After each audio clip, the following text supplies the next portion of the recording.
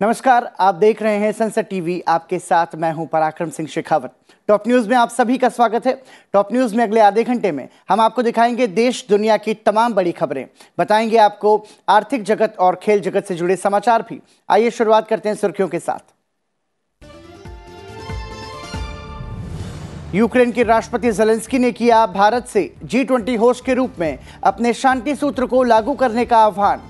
प्रधानमंत्री नरेंद्र मोदी को किया फोन, संयुक्त राष्ट्र में मानवीय सहायता और समर्थन के लिए जताया आभार।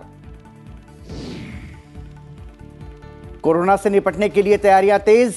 आज तैयारियों को लेकर देश भर के अस्पतालों में होगी मॉक ड्रिल। विशेषज्ञ बोले, कोरोना से घबराएं नहीं, सावधान रहें। गुजरात तट पर हथियार और ड्रग्स ले जा रही पाकिस्तानी बोट जब्त। आईसीजी और गुजरात एटीएस ने 10 लोगों को किया गिरफ्तार।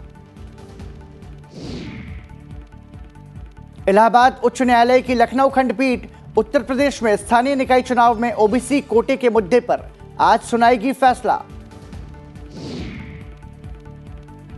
और आज भी घने कोहरे की चपेट में राष्ट्रीय राजधानी दिल्ली। ठंड से कांपा पूरा उत्तर भारत। अगले 2 दिन तक सर्दी के सितम की आशंका। और अब खबरें विस्तार से।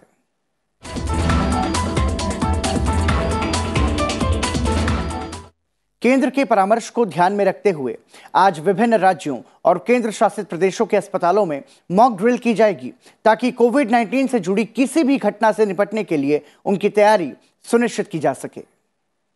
देश में कोविड संबंधित अस्पतालों में भी ये मॉक ड्रिल होगी। सभी राज्यों के स्वास्थ्य मंत्री भी अपने स्तर पर इसमें भाग लेंगे। जिलों में स्वास्थ्य सुविधाओं की उपलब्धता, पृथक बेड की क्षमता, ऑक्सीजन की सुविधा वाले बेड, आईसीयू बेड और वेंटिलेटर बेड के साथ ही डॉक्टर्स और अन्य स्वास्थ्य कर्मियों की अधिकतम उपलब्धता जैसे मापदंडों पर ध्यान केंद्रित किया जाएगा। केंद्रीय स्वास्थ्य मंत्री मनसुख मांडविया ने सोमवार को डॉक्टर्स और आईएमए के प्रतिनिधियों के साथ बातचीत की। वर्चुअल मीटिंग में देश भर के करीब 100 पब्लिक हेल्थ एक्सपर्ट्स और डॉक्टर्स ने कोविड-19 प्रबंधन को लेकर बातचीत की। स्वास्थ्य मंत्री ने लोगों में डर को दूर करने और सटीक जानकारी पहुंचाने के लिए कोविड-19 के खिलाफ लड़ाई में उनसे शामिल होने का आग्रह किया। स्वास्थ्य मंत्री ने कहा कि सतर्क रहना और कोविड उपयुक्त व्यवहार का पालन करना और असत्यापित जानकारी फैलाने से बचना महत्वपूर्ण है।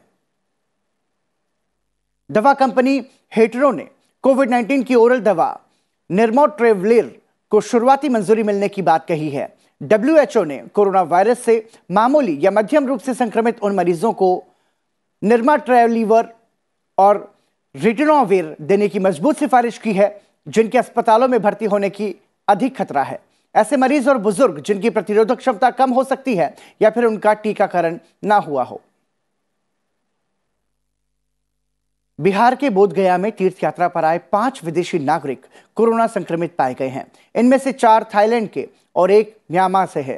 विदेशियों का अंतर्राष्ट्रीय हवाई अड्डे पर इस सप्ताह के अंत में परीक्षण किया गया था।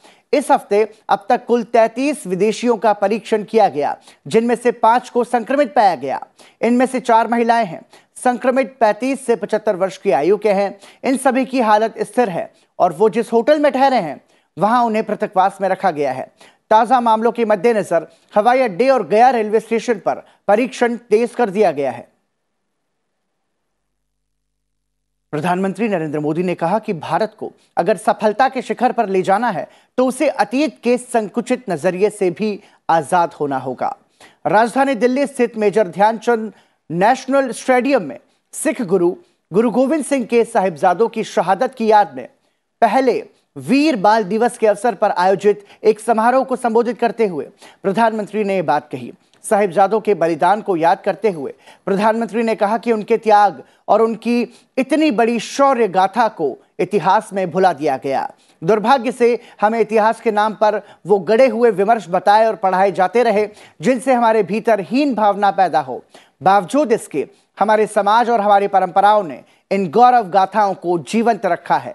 प्रधानमंत्री ने कहा, अगर हमें भारत को भविष्य में सफलता के शिखर पर ले जाना है तो हमें अतीत के संकुचित नजरियों से भी आजाद होना पड़ेगा। इसलिए आजादी के अमृत काल में देश ने गुलामी की मानसिकता से मुक्ति का प्राण फूंका है। दशकों पहले हुई एक पुरानी भूल को सुधार रहा है। किसी भी राष्ट्र की पहचान उसके सिद्धांतों, मूल्यों और आदर्शों से होती है। हमने इतिहास में देखा है, जब किसी राष्ट्र के मूल्य बदल जाते हैं तो कुछ ही समय में उसका भविष्य भी बदल जाता है।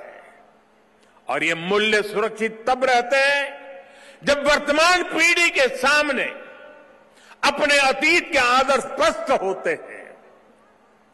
युवा पीढ़ी को आगे बढ़ने के लिए हमेशा रोल मॉडल्स की जरूरत होती है।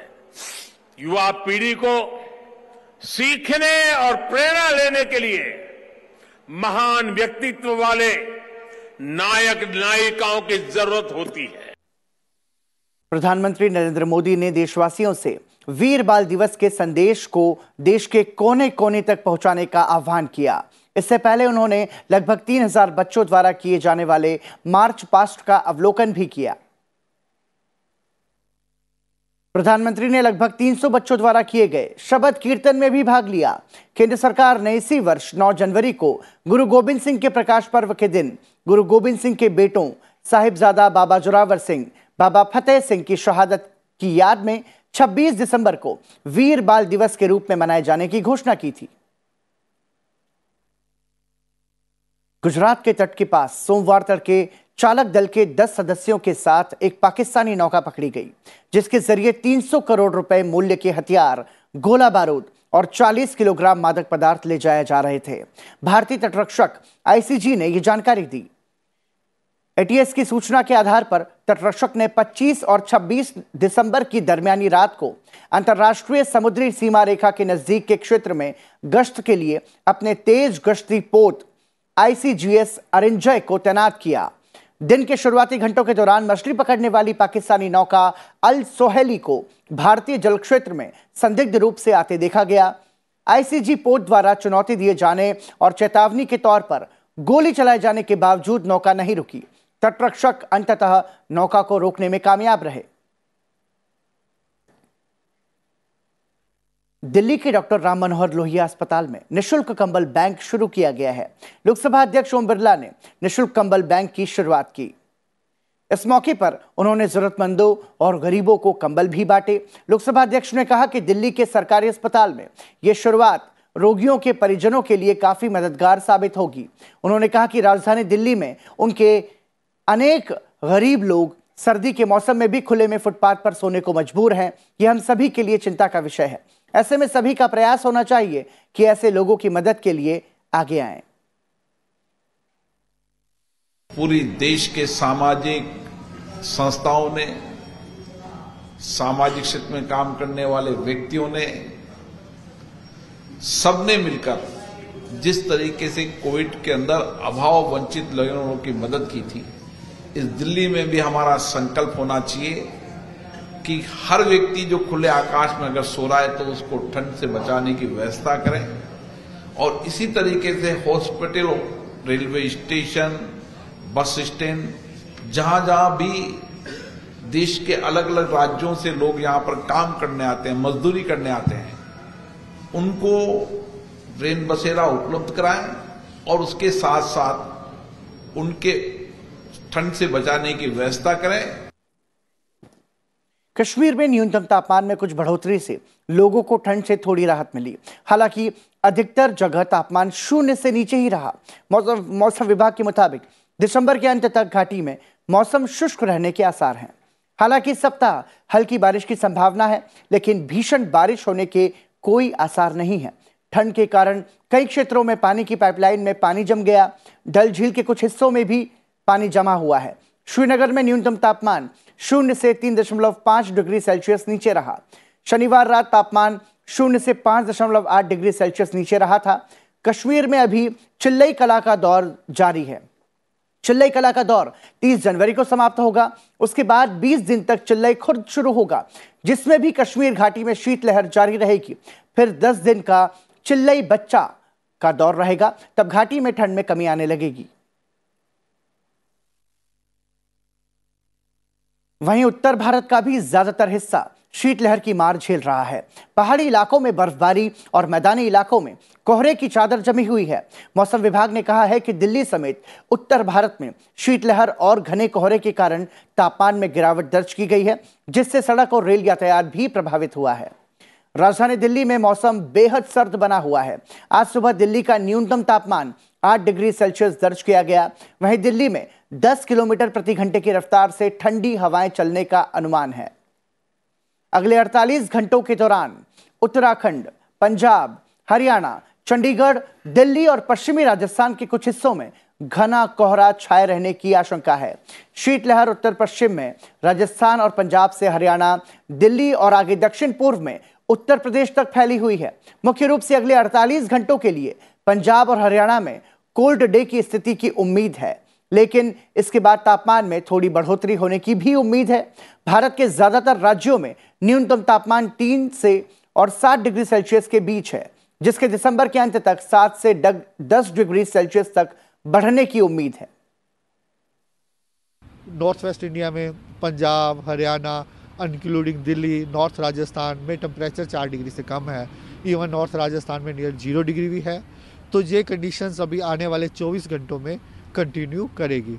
उसके बाद हम एक वेस्टर्न डिस्टर्बेंस एक्सपेक्ट कर रहे हैं, जिसके कारण प्लेन्स को तो वो ज़्यादा अफेक्ट नहीं करेगा, लेकिन टेम्परेचर्स को अफेक्ट करेगा। उसके कारण ये जम्मू कश्मीर, हिमाचल और उत्तराखंड में हल्का फुल्का स्नोफॉल रहने की उम्मीद है। तो उसके बाद ये टेम्परेचर्स मिनिमम राइज कर जाएंगे। लेकिन जैसे अगर आप दिल्ली की भी बात करें, आज भी दिल्ली काफ़ी ठंडी हवा चल रही है, डे टेम्परेचर्स कम है। ये कोल्ड डे के कारण है। कोल्ड डे में हम क्या कंसिडर करते हैं, जो मैक्सिमम टेम्परेचर्स हैं वो आपके नॉर्मल से 4.5 डिग्री कम है, तो उस केस में और मिनिमम 10 डिग्री होने चाहिए। तो वो कंडीशंस अभी प्रिवेल कर रही हैं, कल भी थी और हम एक्सपेक्ट कर रहे हैं आज भी कंटिन्यू करेगी और इसके बाद अवेट हो जाएगी, बिन खत्म हो जाएगी। वहीं हिमाचल प्रदेश में लाहौल और स्पीति जिले के शिंकुला दर्रा में सोमवार को ताजा बर्फबारी हुई, जिससे बर्फ की चादर बिछ गई। और इसी के साथ फिलहाल रुक रहे हैं एक छोटे से ब्रेक के लिए। ब्रेक के बाद अंतर्राष्ट्रीय जगत की बड़ी खबरें आपको बताएंगे, साथ ही नजर डालेंगे व्यापार और खेल जगत से जुड़े समाचारों पर भी। तुरंत लौट रहे हैं, बने रहिए हमारे साथ।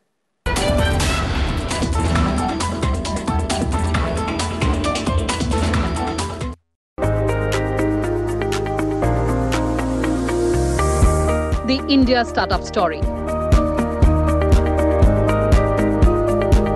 Powerful ideas. Dynamic solutions. Innovation, enterprise. Its success and challenges. Packed in a brand new show, The Journey of Startups, only on Sunset TV.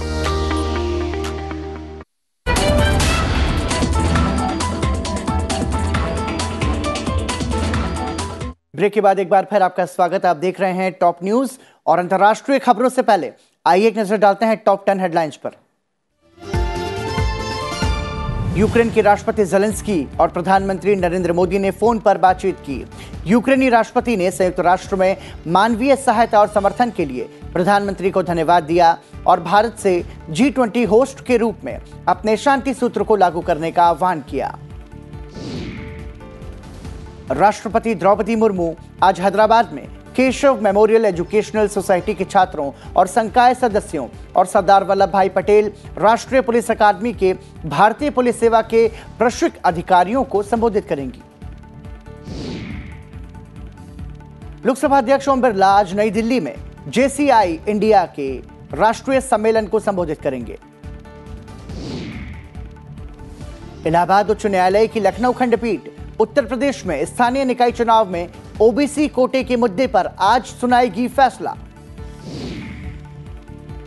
CBI ने 14 राज्य चिकित्सा परिषदों के अलावा उन 73 विदेशी चिकित्सा स्नातकों के खिलाफ जांच शुरू कर दी है, जिन्हें अनिवार्य परीक्षा उत्तीर्ण किए बिना भारत में चिकित्सा संबंधी प्रैक्टिस करने की अनुमति दी गई थी। मेघालय के उमरोई में भारतीय सेना और कजाकिस्तान सेना ने काज़िन 2022 के 6वें संस्करण में संयुक्त युद्धाभ्यास किया। काजवेंट 2022 का छठा संस्करण 15 दिसंबर को शुरू हुआ था और 28 दिसंबर को समाप्त होगा। पाकिस्तान से भारत भेजे गए एक ड्रोन को बीएसएफ ने पंजाब में अंतर्राष्ट्रीय सीमा पर मार गिराया। सीमा बल ने पंजाब में पिछले एक सप्ताह में कम से कम 3 ऐसे पाकिस्तानी ड्रोन को मार गिराया है। हिमाचल प्रदेश में बीजेपी विधायक दल के नेता चुने गए पूर्व मुख्यमंत्री जयराम ठाकुर को अस्थायी विधानसभा अध्यक्ष चंद्र कुमार ने नेता प्रतिपक्ष के रूप में मान्यता दे दी है। इस संबंध में विधानसभा ने अधिसूचना जारी की है। महाराष्ट्र कर्नाटक सीमा विवाद की गूंज विधानसभा में भी सुनाई दी। विपक्षी दलों ने इस मुद्दे पर एक प्रस्ताव पेश करने की मांग की। उप मुख्यमंत्री देवेंद्र फडणवीस ने कहा कि राज्य सरकार 1 इंच जमीन के लिए भी लड़ेगी। वहीं महाराष्ट्र विधानसभा में मुख्यमंत्री और मंत्रिपरिषद को भ्रष्टाचार विरोधी लोकपाल के दायरे में लाने वाला महाराष्ट्र लोकायुक्त विधेयक 2022 पेश किया गया। और मदर डेयरी ने दिल्ली एनसीआर इलाके में अपने दूध के दाम 2 रुपए प्रति लीटर तक बढ़ाने की घोषणा की है। नई कीमतें मंगलवार से लागू होंगी। मदर डेयरी ने इस साल 5वीं बार दाम बढ़ाए हैं। और आइए अब नजर डालते हैं अंतर्राष्ट्रीय खबरों पर।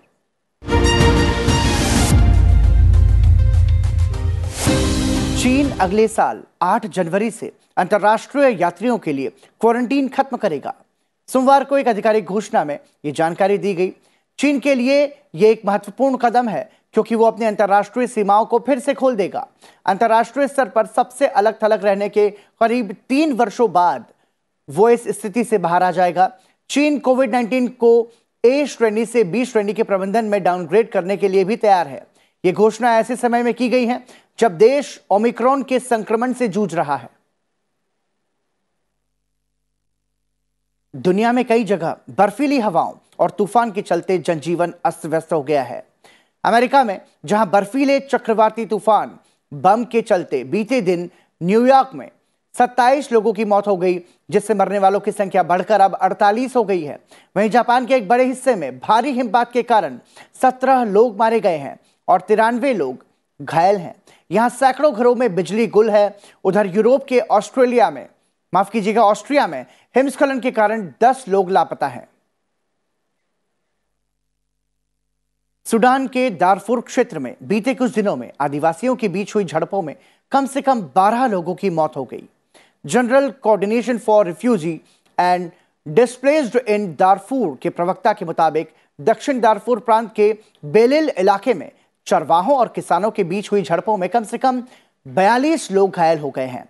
हिंसा तब बढ़ गई तब चरवाहों और स्थानीय लोगों ने एक दूसरे पर हमले करना शुरू कर दिए।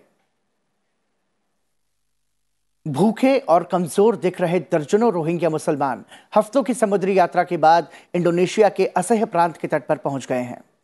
अधिकारियों ने यह जानकारी दी। स्थानीय पुलिस प्रमुख रोली युइजा अवे ने पुष्टि की कि 58 पुरुषों और एक समूह असह्य बेसार जिले के लिंडोंग गांव में इंद्रपत्र तट पर पहुंच चुका है। गांव वालों ने जातीय रोहिंग्या समूह को एक जर्जर लकड़ी की नाव पर देखा और उन्हें उससे उतारने में मदद की। 3 पुरुषों को चिकित्सा देखभाल के लिए क्लिनिक में ले जाया गया और अन्य लोगों का उपचार भी किया जा रहा है। और अंतर्राष्ट्रीय खबरों के बाद आइए अब नजर डालते हैं आर्थिक जगत की बड़ी खबरों पर बिजनेस बस के जरिए।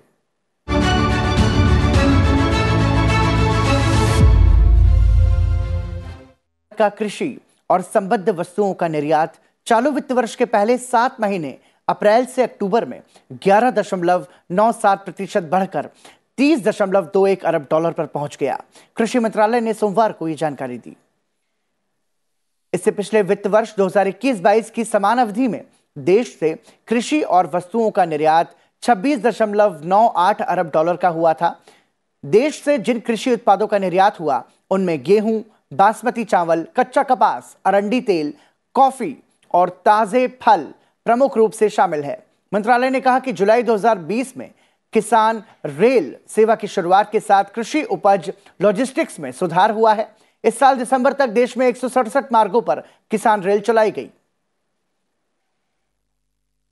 भारत के कपड़ा उद्योग के लिए शुरू की गई 10,683 करोड़ रुपए की उत्पादन से जुड़ी प्रोत्साहन पीएलआई योजना के तहत अब तक 1,536 करोड़ रुपए का निवेश आया है। कपड़ा क्षेत्र की पीएलआई योजना के लिए आवेदन इस साल 1 जनवरी से 28 फरवरी के बीच आमंत्रित किए गए थे। कपड़ा सचिव की अध्यक्षता वाली चयन समिति ने इस योजना के लिए 64 आवेदकों को चुना। इनमें से 56 आवेदकों ने नई कंपनी बनाने की अनिवार्य शर्तों को पूरा किया है और उन्हें अनुमति पत्र जारी कर दिए गए हैं। कपड़ा मंत्रालय ने कहा कि घरेलू कपास की खेती का दायरा 5% बढ़कर 125.02 लाख हेक्टेयर हो गया है, जबकि पिछले साल ये 119.10 लाख हेक्टेयर था। कपास की मशीनों से की जाने वाली खेती को प्रोत्साहन देने के लिए कस्तूरी कॉटन इंडिया ब्रांड को भी पेश किया गया है। और आइए अब नजर डालते हैं खेल जगत से आने वाली बड़ी खबरों पर।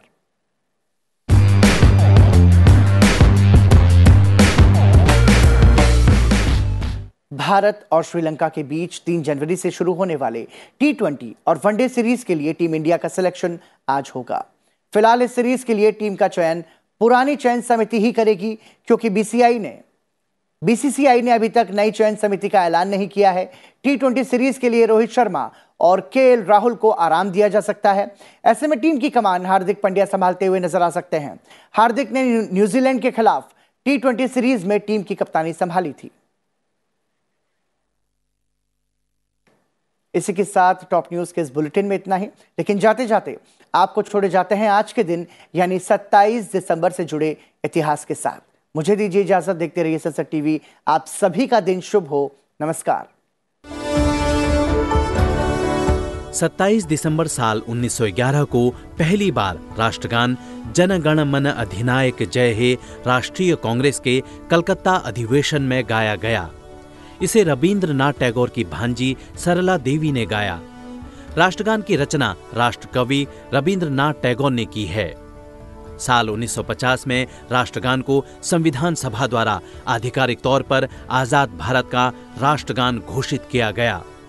राष्ट्रगान को रविंद्रनाथ टैगोर द्वारा साल 1911 में लिखी गई एक कविता से लिया गया है। 27 दिसंबर साल 1942 को लांस नायक अल्बर्ट एक्का का जन्म झारखंड के गुमला जिले में हुआ। साल 1971 के भारत पाकिस्तान युद्ध में अल्बर्ट एक्का ने वीरता, शौर्य और सैनिक हुनर का प्रदर्शन करते हुए अपनी टुकड़ी के सैनिकों की रक्षा की। गोलियों से छलनी होने के बावजूद दुश्मन को पूरी तरह निस्तेनाबूद करके एक्का ने युद्ध में नई मिसाल पेश की।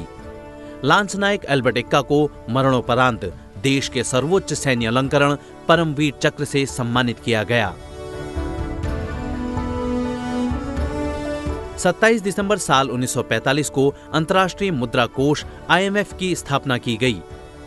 यह एक अंतर्राष्ट्रीय संस्था है जो अपने सदस्य राष्ट्रों की वैश्विक आर्थिक स्थिति पर निगरानी रखने का कार्य करती है।